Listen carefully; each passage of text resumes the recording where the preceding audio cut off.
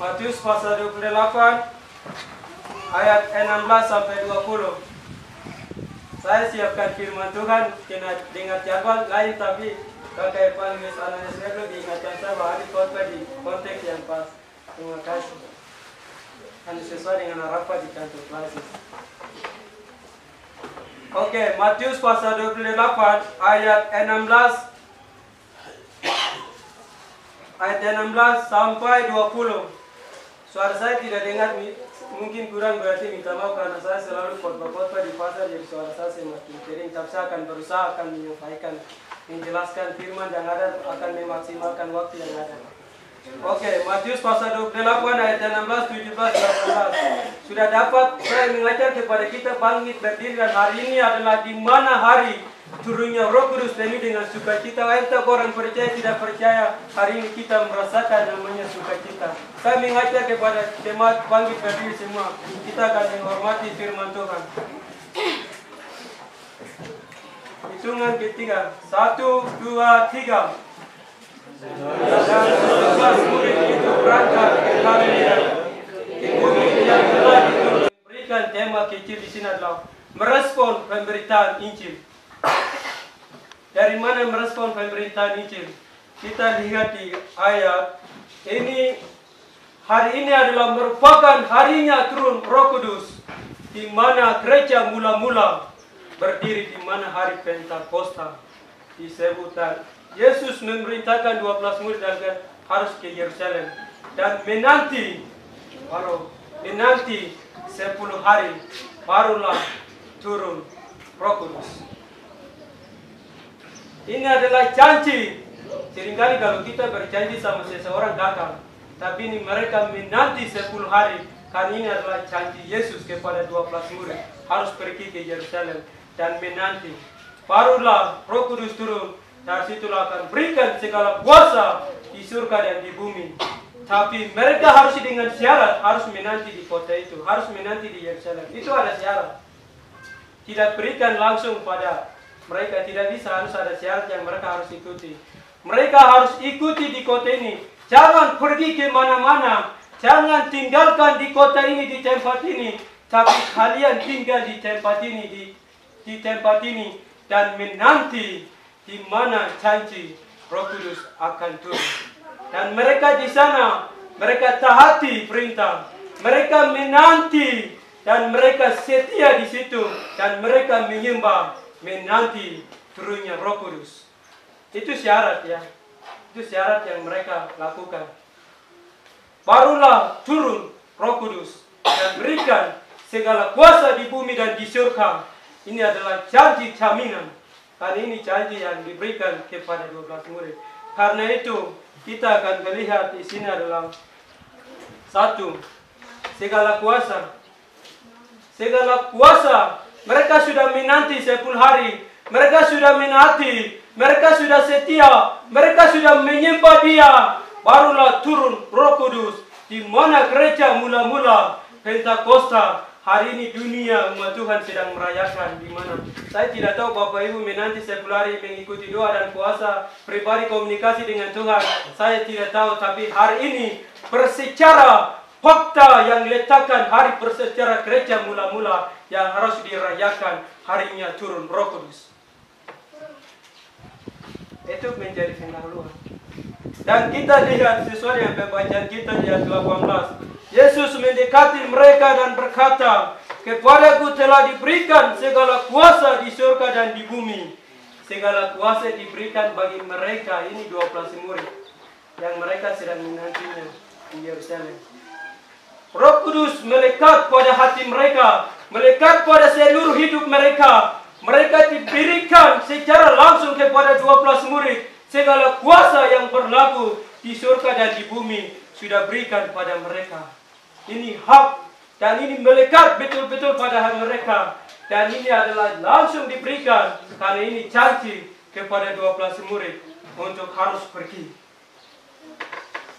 Ini segala kuasa. Bukan manusia yang memberikan, bukan segala ciptaan yang berikan, bukan binatang yang berikan, bukan segala iblis yang berikan. Tapi dari Allah langsung melalui janji Yesus kepada 12 murid. Segala kuasa diberikan Maka itu siapapun dia mengaku Tuhan sebagai Tuhan dan Juru Selamat pribadi, hari itu juga terima namanya kuasa segala ada di surga dan di bumi. Bagi mereka yang sudah mengakui sebagai Tuhan dan Juru Selamat pribadi, hari itu juga Roh Kudus melekat pada dia. Roh Kudus melekat pada dia. Maka itu kita yang percaya kepada Tuhan sebagai Tuhan dan Juru Selamat pribadi, otoritas Allah, kewibawaan Allah masih melekat, masih berlaku sampai hari ini, di mana setiap orang percaya mengakui dia sebagai Tuhan dan Juru Selamat. Roh Kudus masih melekat sampai 2 meter. Ini 2 meter. Ini di sini ada jiwa yang belum, maka harus pergi. Harus pergi memberitakan kabar baik. Harus pergi. Bagiran siapa memiliki Tuhan dan Juru Selamat sebagai Tuhan, harus pergi. Tidak tinggal di kota lagi. Harus pergi memberitakan Injil. Mulai dari Yerusalem. Tadi kata MC saya sangat setuju sekali. Harus mulai dari Yerusalem.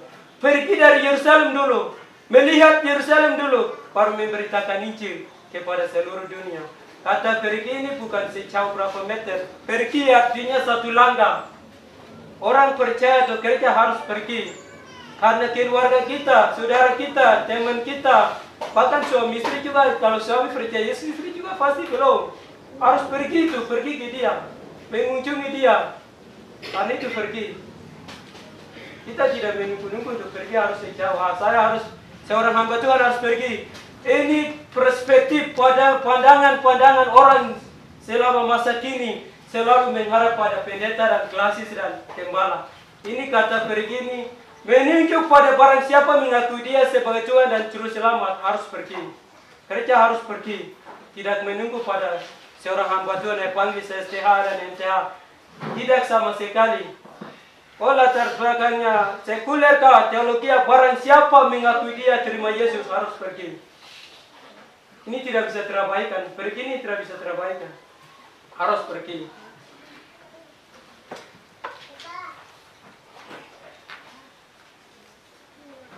Tidak pergi maka ada jiwa yang dibinasa.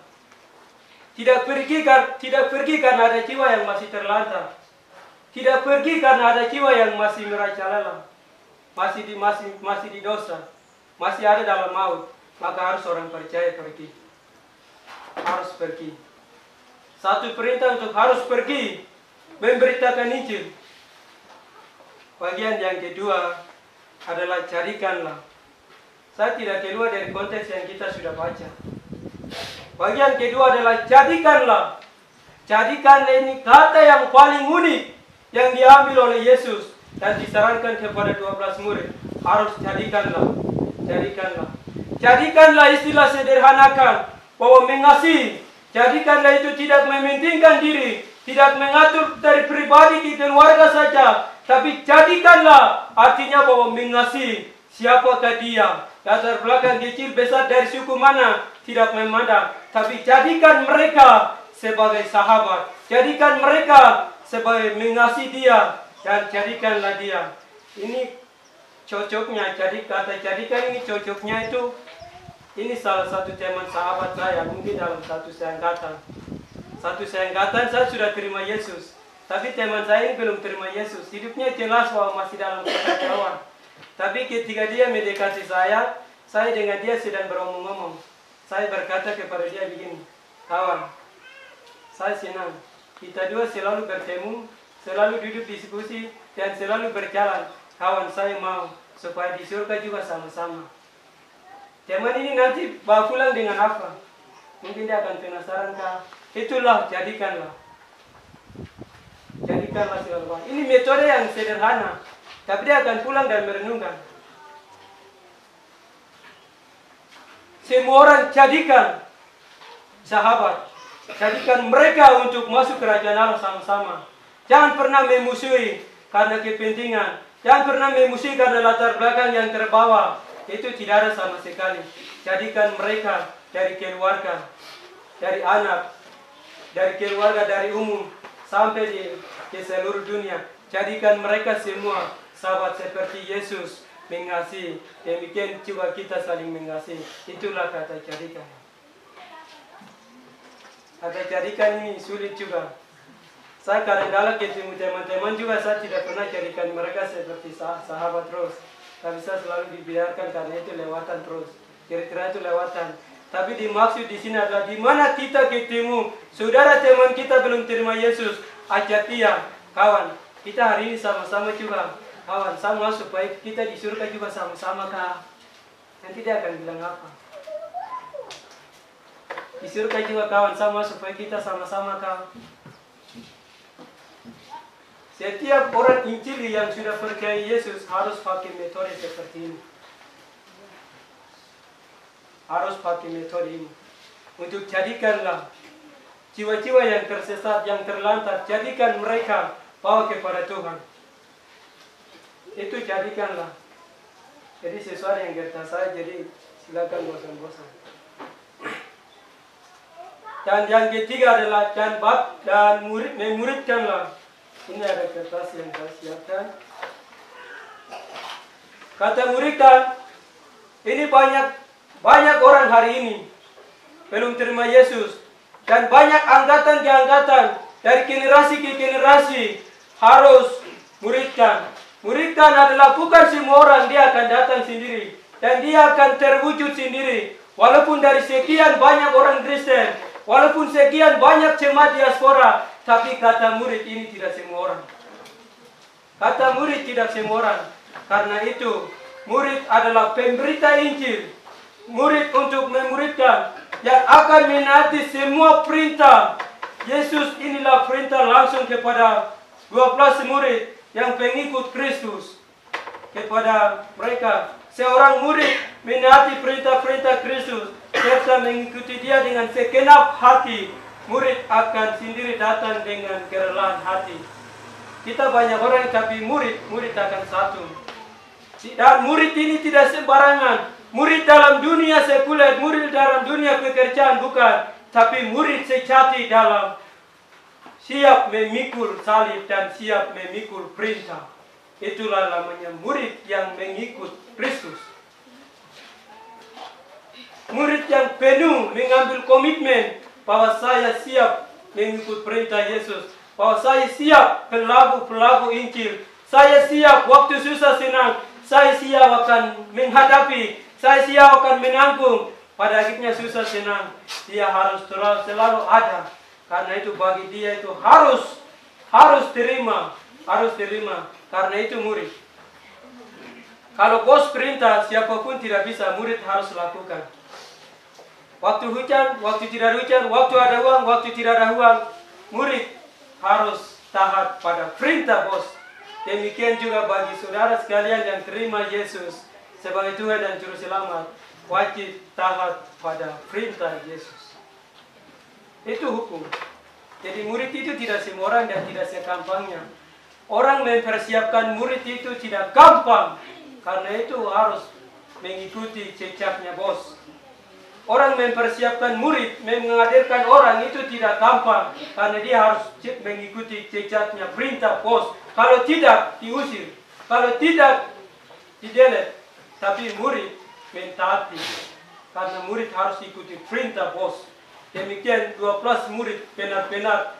Mereka diikuti menaati, maka mereka betul-betul pelaku. Mereka ikuti perintah Yesus. Dan hari ini saudara dan saya ada. Itu karena mereka betul-betul murid yang setia. Murid yang mengikuti perintah. Akhirnya dunia hari ini merasakan. Dan dunia hari ini duduk sejenak menikmati. Di mana suasana kehadiran. Dan di mana pertobatan. Di mana keselamatan terjadi. Karena 12 murid ini taat pada perintah. Yaitu bos Yesus yang mereka percaya. Dan mereka taat. Dan ini murid yang tidak sembarang. Murid yang tidak sekambang. Tapi murid yang benar-benar meresponi pada perintah bos yaitu Yesus. Murid itu tidak gampang. Kalau hari ini orang siapkan murid dengan generasi itu tidak gampang. Itu kok orang yang paling hebat. Itu murid. Kita akan belajar. Dan baptisilah. Dari semua syarat yang Yesus berikan pada mereka adalah satu, baptislah mereka. baptislah mereka ini adalah salah satu tanda yang harus diwajibkan oleh seorang penginjil atau seorang pendeta atau seorang gembala. Harus dibaptis. Kalau tidak dibaptis, maka syaratnya itu dari mana orang mau mengaku dia sebagai anak Tuhan, tidak ada syaratnya. Sudah terima Yesus tapi tidak wujud. Sudah mengakui Yesus dan sudah percaya setia dalam gereja, setia dalam persekutuan, setia dalam doa dan puasa, tapi harus ada namanya saksi. Saksi dari mana? Harus dibaptis. Harus dibaptis. Dibaptisnya di mana? Di mana kita sudah mengakui dia terima Yesus, barulah harus dibaptis. Dibaptisnya tujuan untuk masuk kerajaan Allah? No, sama sekali. Tujuannya dibaptis supaya Bapa di surga menjadi saksi, Anak Allah menjadi saksi, Roh Kudus menjadi saksi, dan jemaat menjadi saksi, bahkan juga iblis penjahat yang merajalela di bumi harus menjadi saksi bahwa betul-betul hari ini menjadi anak Allah. Itu tujuannya dibaptis. Kalau itu tidak menjadi saksi di publik-publik tersebut yang tadi saya sebutkan, maka seolah-olah itu terabaikan oleh siapapun. Tapi ada saksi bahwa orang akan duduk dan mengakui bahwa dia anak Tuhan. Dia sudah terima Yesus. Maka salah satu syarat yang harus dilakukan, yaitu kita gereja ini dilakukan namanya baptis. Itu wajib dalam 1 tahun atau program gereja Injili di Indonesia. Harus wajib. Kalau tidak dibaptis, maka seolah-olah iblis juga mau dicuri. Bahkan orang-orang sekitar kita juga akan terabaikan. Padahal dia sudah terima Yesus. Dia sudah terima Yesus dari hati. Sudah mengaku bahwa Yesus mati untuk saya. Tapi ingat, saksi itu penting. Dibaptis supaya ada saksi. Disaksi supaya apa? Iblis yang cari mendekat kita harus keluar. Harus ada saksi. Orang-orang kita yang tidak mengakui, tidak hargai kita harus menjadi saksi bahwa dia anak Tuhan. Harus ada tuntutan otoritas kuasa Allah, harus ada. Kewibawan harus ada, harus menjadi saksi, harus dibaptis. Maka barang siapapun mengakui dia dan juru selamat harus dibaptis. Tidak main-main, harus dibaptis. Supaya harus menjadi saksi yang jelas, menjadi teladan yang jelas. Tujuan dibaptis itu. Terakhir, pasal terakhir sekarang. Aku menyertai kamu. Tidak keluar dari kita. Dan ayat terakhir 20. Aku menyertai kamu senantiasa sampai kepada akhir zaman. Ini sangat jelas. Tuhan Yesus tidak biarkan mereka 12 murid tadinya. Tuhan Yesus tidak biarkan mereka.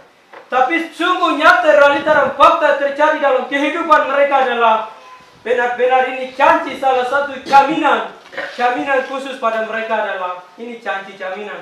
Dimanapun kau pergi, dimanapun kau berada, dimanapun kau tidur, aku menyertai kamu senantiasa sampai akhir zaman. Amin. Amin. Ini luar biasa. Maka bagi siapapun yang percaya mengakui dia sebagai Tuhan dan Juru Selamat, pergi memberitakan Injil, karena kuasa otoritas Allah masih berlaku, masih melekat pada orang percaya, maka harus pergi. Karena ada jaminan bahwa Allah Immanuel masih menyertai kita.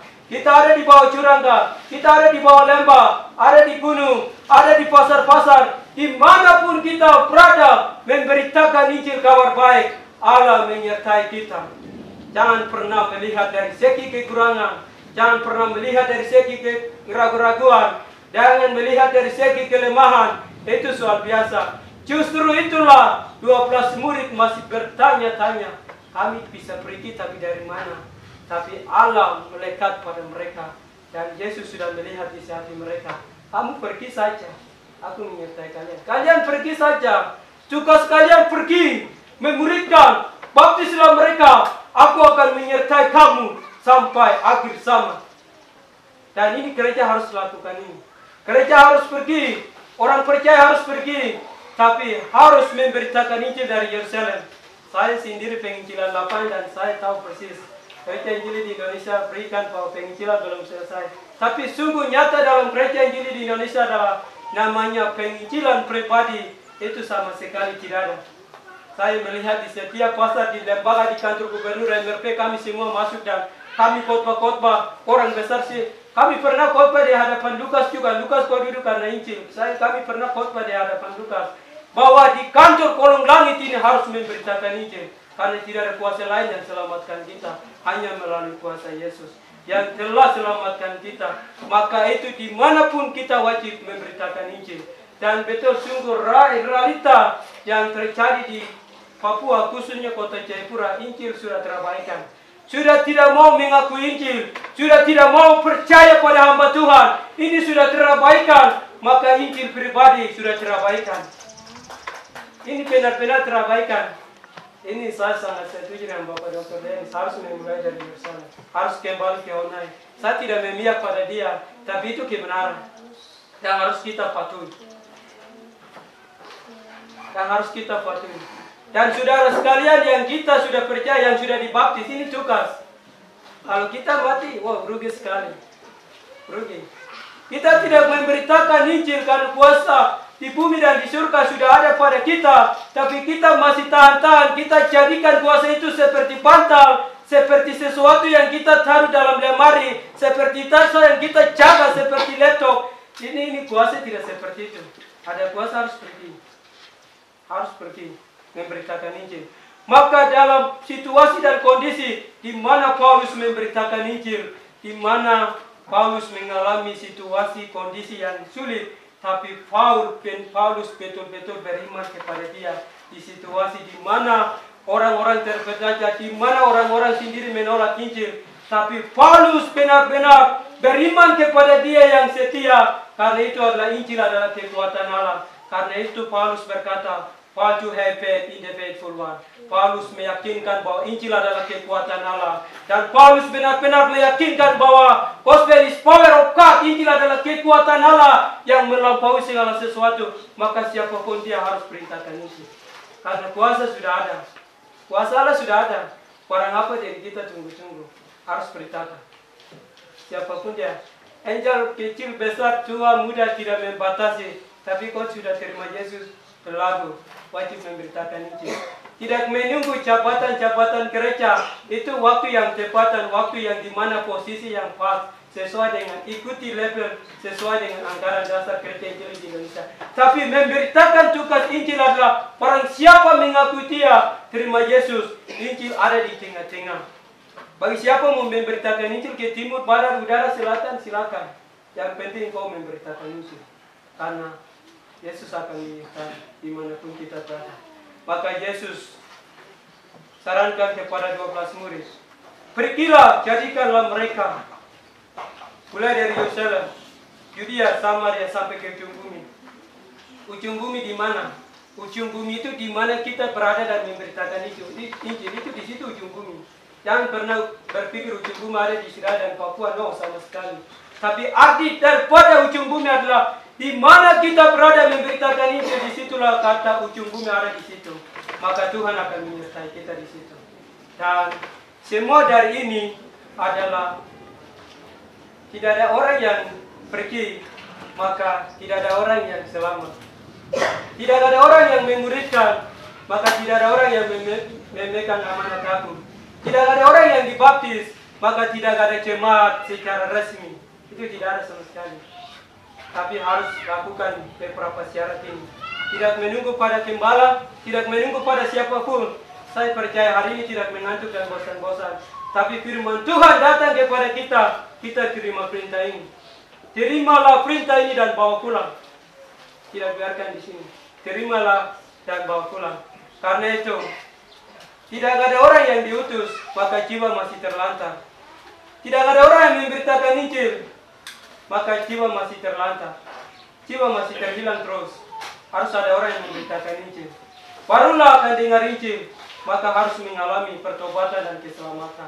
Barulah dibaptis. Itu baru anak Tuhan. Itu syarat. Dan ini konteks. Dan kita gereja Injil di Indonesia ambil di Matius 28, 19-20. Ini gereja Injil di Indonesia punya. Dan ini mumin pas untuk turunnya Roh Kudus. Dan ini firman Tuhan yang pas. Dan ini adalah kita punya. Kita orang kita ambil di nas ini. Pemimpin kita ambil di nas ini. Dan kita harus lakukan. Dan Dari 3 sending ini kita gereja Injili di Indonesia ada 3, RPMU, UTM, dan AXN. Tapi dalam semua 3 sending ini adalah satu pintu saja, satu pintu itu doa, dana, dan daya. Maka sesuai dengan tema saya, merespon pemberitaan Injil. Tidak ada orang yang merespon pemberitaan Injil, maka itu sulit. Harus merespon pemberitaan Injil. Dari mana? Satu, membutuhkan dukungan doa. Kita tidak pergi, tapi di mana Roh Kudus tergerak hati kita duduk mendoakan penginjil lokal, nasional, internasional. Hari itu kau sudah lakukan, namanya 3D, doa, dana, dan daya. Kalau kita tidak pergi, kita mengisi kota penginjilan, kita sudah lakukan penginjilan. Karena itu, perintah dari ini semua adalah harus lakukan 3D.